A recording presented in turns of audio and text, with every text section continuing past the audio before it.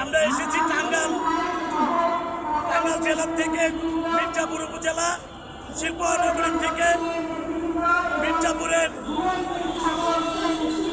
তিনবারের সফল সংসদ সদস্য, মির্জাপুরের মাটি ও মানুষের নেতা, জননেতা জনাব আবুল কালাম আজাদ সিদ্দিকীর নেতৃত্বে মির্জাপুর উপজেলা শ্রমিক দলের সংগ্রামী সভাপতি জননেতা জনাব কুব্বত আলী মিধার নেতৃত্বে আজকের এই আন্তর্জাতিক শ্রমিক সমাবেশ সফল করার লক্ষ্যে আমরা এই পল্টনে এসেছি।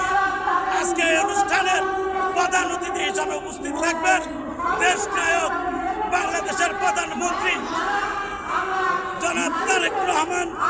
আজকে এই দিনে শ্রদ্ধার সাথে স্মরণ করছে শহীদ প্রেসিডেন্ট জিয়াউর রহমানের হাতে গড়া সংগঠন বাংলাদেশ জাতীয়তাবাদী শ্রমিক দল।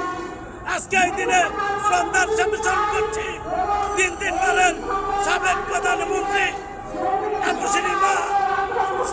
আপসীর নেত্রী দেশনেত্রী বেগম খালেদা জিয়াকে। আজকে এই শ্রমিকদের দাবি দাবা নিয়ে আমাদের দেশের প্রধানমন্ত্রী যে দিক নির্দেশনা দেবে সেই দিক নির্দেশনা মোতাবেক আমরা কাজ করব।